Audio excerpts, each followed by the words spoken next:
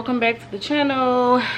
Today is Saturday. I've been at home all day long, chilling. I cleaned up the entire house today. I think I'm gonna do my house tour beginning tomorrow, or just like an updated house tour tomorrow, because everything is clean, everything looks good. It might be Monday, we'll see. However, today's video will be a story time. So I got my wine as always in every video, but it'll be a story time of like my freshman year in college. So for those of you who don't know, I attended Clark Atlanta University. I went directly after high school in 2010. I graduated 4 years later in 2014. My experience, I will say, was so-so, but my freshman year was very different. So let's fast forward back to 2010. I had my mind set on Clark. Like, I had went on the 8th grade tour. I was in middle school and I had toured Atlanta school, so it was like Clark, Morehouse Spelman, Georgia Tech, and I believe that was all the schools we had toured. Maybe Georgia State too, I can't remember. And I was like, well, this is school I want to go to, and I literally went to that school. So let's just start with the transition. So we go, I get dropped off by my mom. Me and my cousin went together. So we get dropped off on a day that seems to be like a perfect day. Like, you know, we excited. We had never been on our own before. We in Atlanta. It's popping in Atlanta. It's an all-black school. We ready to see like what our adventure is going to be like. However though, my very first day of school, I was literally slapped in the face, like, with death in the family. August 25th, 2010, my very first day of college, my uncle was murdered back home in Detroit. So I'm just like, okay, this is not starting off how I wanted it to. You know what I'm saying? It was like the first death in the family that was like super close to me. We had deaths before, but it just didn't affect me the way this one did. And I was just like, you know, really down. And it was just something different for me, especially being away from my family, because I had never been away from my family before. In the books, we're in the bookstore getting our books, and I guess it didn't hit me yet. So I'm with my cousin, and I'm just still picking out my books, even though my mom had just told me my favorite uncle was killed last night. You know what I'm saying? And my cousin had to say, like, put the books down. Like, we gotta go. Like, let's go to the room. And, you know, and I'm just still not, it's not registering in my brain that my uncle's dead. You know what I'm saying? So we leave out the bookstore. We walking down the promenade, and it just hit me, and I just bust out crying. And I'm just like, what am I supposed to do? Like, I'm in Atlanta. Like, I can't see my family in a time like this. Especially, I'm 18 or 19 at the time. Like, we don't know how to handle our emotions at that time, especially being miles away from our family. So it was a really trying time for us. And like I said, I just started crying hard. And it was like, I didn't let it affect, you know what, I just realized that the dishwasher is going on in the back. So let me turn that off. So I just, like I said, I didn't realize that, you know, how it had affected me, but I didn't let it get to me as far as my grades. So I did really, well, let's not say really well.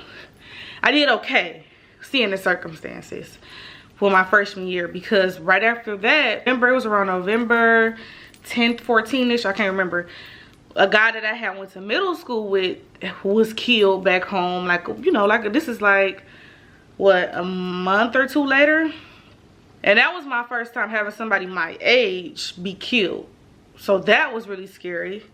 And then a week after that, my cousin that I went to college with, her cousin was murdered back home in Detroit. So it's like, what the hell is going on back home? You know what I'm saying? And I'm just I'm having a standpoint where I'm like, well, this is scary. Do I need to be at home with my family? Like, what's going to happen next? Like, I really, if my time is short-lived, I would rather spend it at home with my family. So I went through a whole spiel about wanting to move back home. I was literally so homesick. Like, I just wanted to go home all the time. Like, I stayed in my dorm. Like, a time that was supposed to be so fun and so adventurous, and, you know, you learning. It was just like a really dark time in my life. So like I said, my uncle was murdered, a classmate was murdered, and then our cousin was murdered. So It was so difficult. So, okay, we go on about our business. It's 2010, like I said. Finally kind of getting over, because you never really get over it, because I'm still not over it to this day. We kind of really getting back into normal everyday life. We're going to fast forward to our sophomore year.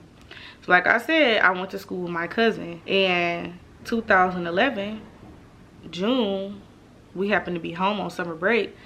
Her brother was senselessly murdered in the city of Detroit, along with another family member. And that's when it was like, okay, what the hell is going on? You know what I'm saying? Like, it was like, okay, it's really too much for us to take. Like, we have to go through this whole college experience losing people left to right, left to right, left to right. And like I said, we was home for the summer, so it gave her more time to grieve, you know, at home with her family and things like that. But we had to move back, of course, to Atlanta once it was time for us to, you know, go back to school our sophomore year. So, of course, she's grieving way more than I could ever even imagine, because that's her brother. You know what I'm saying? And you don't know the right thing to say to a person. We living in Atlanta. We by ourselves. We got a couple homegirls, but I'm her family. And you know what I'm saying? I never knew how to console her or be there for her. It was just a really trying time in our college career. So, like I said, we're still pushing by. We're still passing, you know. So that happened June 26, 2011. We're gonna fast forward 6 months later. 6 months later, and I'm gonna insert clips of the news stories. This family has been through so much grief within the past year. Over the summer, 2 male cousins actually died in an arson fire. And then to have 2 girls who were doing so well for themselves to be murdered like this, it's just almost too much for this family to bear. 6 months later, my cousin, who has lived with me for years, like literally I had twin beds in my room from middle school all the way through the end of high school. And she literally slept in the same room with me for years. My cousin is murdered. Now, we fast forward 6 months later to December. She's literally murdered while we're home again. It's the Christmas break. We're home again. And we get the call that... No, actually, my uncle was in prison. And we were going to visit him in prison. So, usually, I don't never get to go because he has 5 kids. And, you know, with visiting, you never get to really visit with more than 5 people. I think that's what it was back in the day. I don't know if it's still the same or not. So this particular time, by all of us being adults, we could kind of break up and go visit at different times. So in this particular instance, it's December maybe 17th, I think it was, or 18th. Yeah, 18th. We're going to visit my uncle in prison, which is my cousin who was murdered's dad. And I'm going with my mom and my cousin, which is my cousin who was murdered's sister. So we're going to go, and we're going to visit my uncle, and we get there and to pick up my cousin, and we like, hey, where Misha? She like, she didn't come home last night, which is not something that she wouldn't do. But by her having a baby now, she had a 10-month-old baby at the time. It's not something that she would usually do. So she's literally not answering the phone. We kind of like, I'm not gonna say we panicked, because like I said, she was a fun girl. She would have fun all the time and hang out with her friends, drink, maybe not answer the phone until the next day, which is, we've all been there before. So we was like, okay, we'll wait, we'll go see Uncle, and we'll see what's going on after we leave out, because you know we can't have our phones in there. So we come out to our phones. Boola like, yep, still no missed call. So we leave, we go to the mall. It's Christmas time. My mom has always been a stand-in mama for me. Let's say stand-in father for them, because like I said, their father is in prison. So she like, let's go get y'all some Christmas gifts, whatever. We stop at a mall out where the prison was. We got my cousin Misha a Christmas gift, and we got my cousin, her sister that was with us, a Christmas gift. So we get back to the city. Nobody's hearing anything from them, and mind you, she's with her other cousin, so we not hearing anything from them. So we calling hospitals now at this point, because we know she a party and have fun, but she had been in call by now. So We're calling hospitals, we're calling jails, we're calling everything that you could think of to figure out where is my cousin. Like, it's getting weird now. So it's about 9 to 10 o'clock at night at this point. So we're calling every hotel, every hospital, every jail that you could ever think of around us, the surrounding cities. We just like, it's no way. Like, what's going on? Maybe they got locked up, they couldn't call, they don't know anybody's number by heart. We have to find these girls. So the next day, and I remember this day like it was yesterday, y'all, we get a phone call. My mom went to work like normal. I was at home. It was Christmas break, and my mom goes to work, and I remember literally she was walking through the door from work and the 6 o'clock news was coming on. Heartbreak for a Detroit family. The bodies of 2 female cousins are discovered inside a car on the city's east side. The young women were last seen at a Detroit bar on Saturday. Loved ones had been holding out hope that the cousins were okay, but tonight their worst fears were realized. 2 young women found dead in a car on Detroit's east side. The car was dumped between 2 burned out houses, and the flee of the victims are 23-year-old Renisha Landers and 24-year-old Demesha Hunt. The cousins went missing Saturday night. Her phone was ringing at the same time. She comes through the door, and I hear her screaming. Now, my mom is not one to cry. She does not cry. I have never seen my mom cry, but one time in my entire life, outside of the time that I'm speaking of now, she's literally screaming. So I go through the house. I'm going to her. I already know what's happening because my cousin was missing last night, so we haven't found her in 2 days. So once I heard her screaming, I already knew what was about to be said. So she's screaming and crying. I started just punching the wall because I knew what it was, honestly. We immediately left the house, gathered with other family. Everybody lost it because, like I said, 6 months before this, 2 more cousins were murdered senselessly. I mean, we talking about the same family. So 6 months, we have 2 cousins killed, and 6 months later, we have 2 more cousins killed. So it's a very, very, very dark time for our family. We don't understand why is this happening. You know, you think a lot. Your faith is tested. You think like, oh my God, it can't be, you know, a God. Like, you just kind of just lose that faith that you once had. So it was like really, like I said, dark time. So I'm like, I'm moving back home. It's no way in hell. I'm about to be in Atlanta and I'm away from my family. You know what I'm saying? And I just want to be around my mom during this time. Because, you know, Christmas break is only a month long. So in January, I got to head back to Atlanta. So we get through that month. We have the funerals. We go back to Atlanta. And at this point, you kind of just easing on by. Because you're not making it. You know what I'm saying? You think about it constantly. You know what I'm saying? I'm young as hell. I'm very young. I'm just trying to figure it out. And my mom was like, oh no, you're not coming back, because I don't know what's going on here in Detroit. I would not allow you to move back here and become a subject to whatever it is that's going on, which I understood. So I took my butt back to Atlanta, which I didn't want to do. And fast forward a couple months, they finally catch the guy who did this. And honestly, it was a scary time for me, because it's like, is it a serial killer? Is it somebody after the family? Am I next? Are my cousins next? Because it's global. The story is global. So we're like, you can literally get on Instagram and you could see it. You could see the negative comments about my family. You know what I'm saying? And there's nothing that you could say about somebody that's deceased. I don't wish death upon nobody. So the comments that you see was just so heart-wrenching. So on top of your grief, you got to see the comments that's nasty about your family. So they finally caught the guy.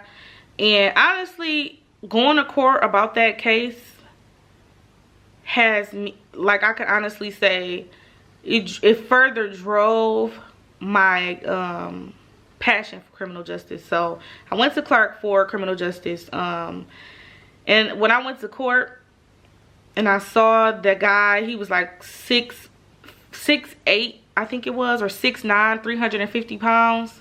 He was huge. He had murdered 2 other sets of girls, or 1 other set of girls, and who knows how many other, all in his mother's basement. You know what I'm saying? So it was like so heinous. When they arrested this guy, he still had like paraphernalia, whatever you call it, in his basement with blood on it. Like, I'm like, okay, because I wanted to be a criminal defense attorney, and I was like, oh no, there's no way. There's no way that I could ever be a criminal defense attorney. I can't defend people like this. So it kind of was like an eye-opener in my career study choice. I'm like, okay, yeah, you could do criminal justice, but what you really originally wanted to do, you can't do that anymore. There's no way that I could do that. You know what I'm saying?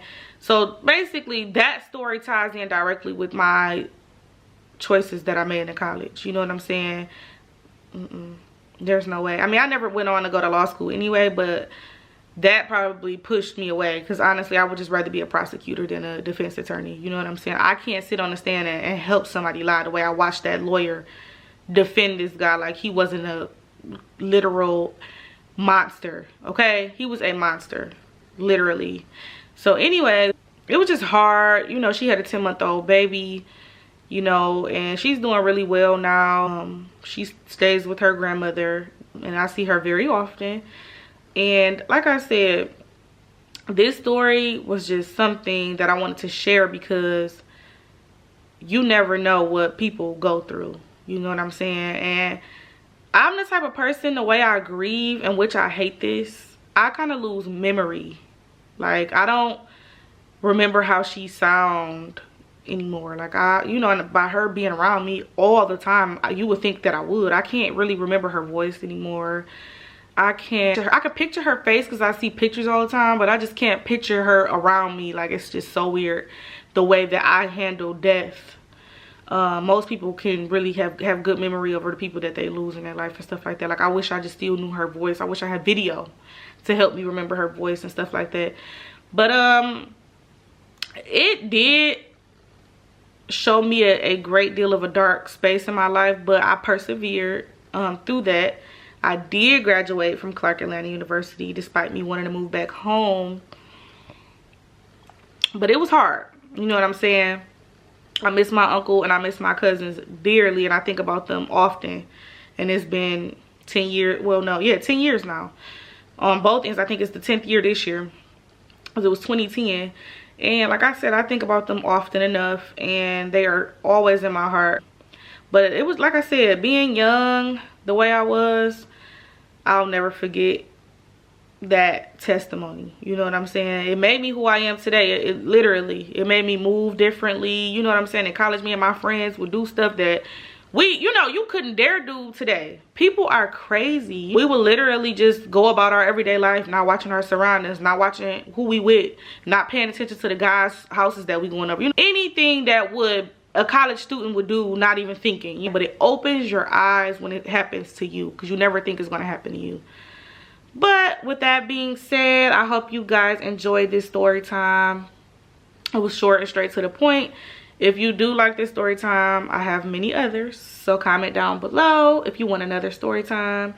And don't forget to like, don't forget to comment and subscribe.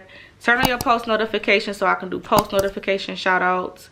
And I'll see you guys in the next video. Love you. And thank you all for almost 700 subscribers.